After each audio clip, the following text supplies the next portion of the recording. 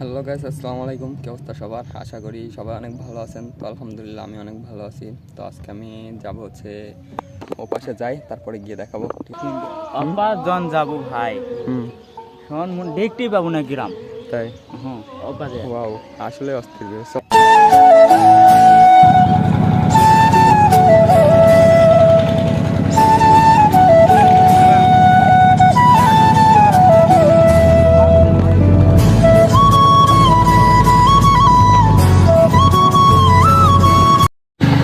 আপনাদের কি বরাবর এরকমই রাস্তা?